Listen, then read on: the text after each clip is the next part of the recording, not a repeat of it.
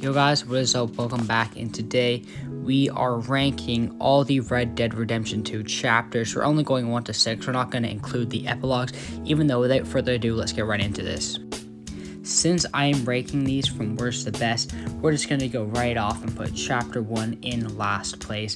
Now chapter 1 is great because it is the start of the story, and it's it's the only snow chapter in Red Dead Redemption 2, which it looks really cool. And there's only like one good mission, who is Leviticus Cornwall, which is a very cool mission because that's how you meet Leviticus Cornwall, and it kind of foreshadows the future of the story. But there's not really much in chapter 1 because it is kind of your tutorial and intro to Red Dead Redemption 2.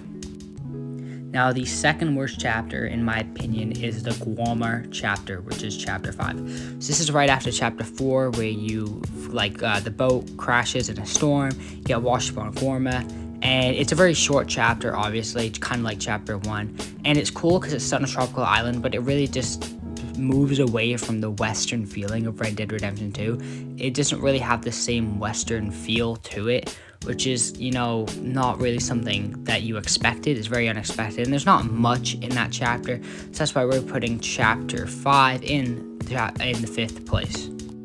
Now in 4th place, I am going to be putting chapter 6.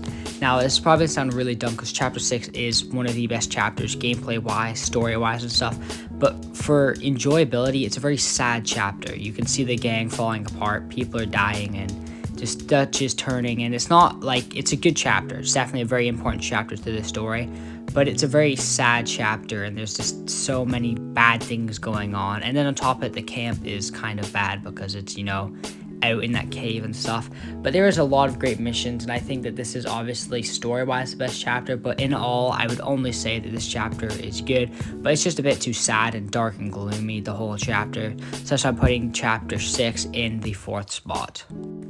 Now in the 3rd spot, and I want you guys to remember this list is my personal opinion, so if you do disagree with me, please go in the comment section, write your own list, and I will check that out just to see what your guys' different opinions on it, even though I think that the 3rd best chapter in the game would have to be chapter 2. Now, a lot of people are going to disagree with me because chapter 2 has some amazing missions, but the reason why I'm putting chapter 2 there is I feel like people really like chapter 2 due to just that, it's like a tiny bit of nostalgia, but a lot of it has to just do with it being the happiest part of the game.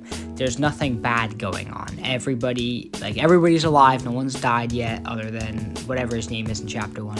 No one's died yet, and it has a really good camp too. Chapter 2 is an amazing camp, but there's just not much bad things going on. It's all a build-up, it's all the start of the story, start where it kicks off. So I personally don't think that it's better than the next upcoming 2 chapters, but I still think it is a very great chapter. And now we have chapter 4 in 2nd place. So the reason why I'm putting chapter 4 over chapter 3 is because there's a lot of cool missions, obviously, and the house in chapter 4 is amazing, and all the stuff. Shady Belle is very beautiful, and it's the Saint Denis, but kind of the same thing I had with the Guamar is Saint Denis doesn't feel Western. That's why I'll tell you about it even though I really think that it takes away from the Western feel of the game, and the missions are great, but you do lose Hosea and Lenny, who are 2 really good characters. So it's also chapter 4 is when the story starts to get dark and Dutch is starting to change after Hosea's death, and it kind of just leads to downfall, and you can expect that. I remember my first time playing the game, that's why I just kind of focused, and I was like, okay, this is where it's starting to get bad, even though that's why I did put chapter 4 in 2nd place. Now right here in the number 1 spot, I have chapter 3. Now a lot of people are going to disagree with me, and I'm fully expecting that, but this is a personal list. Even though the reason why I think chapter 3 is the best is because it has my favorite camp, which we all know the Rhodes camp is awesome, and then Rhodes is one of my favorite towns. There might be a lot in it, but the story of the Rhodes towns is really cool, especially with the Braithwaites. It's like the 2 families, the Braithwaites and the Grays. It's really amazing, and the different missions you do, and it has some really great missions. The mission where Sean dies is obviously a sad mission, but I think it's a pretty cool mission because it kind of just displays what a Western fight would be in a street. And then there's the mission where I think it's like old Fuge, whatever it is, the Fuge mission where you go save or you go look for Jack and he's not there. You burn down the Birthday house. There's also great missions in the Roads chapter, and that's why I'd say it's probably one of my favorite. Chapter 3 is my favorite due to that. And it's also when the story's kind of at its I wouldn't say its peak, but very close to its peak of its climax in the story.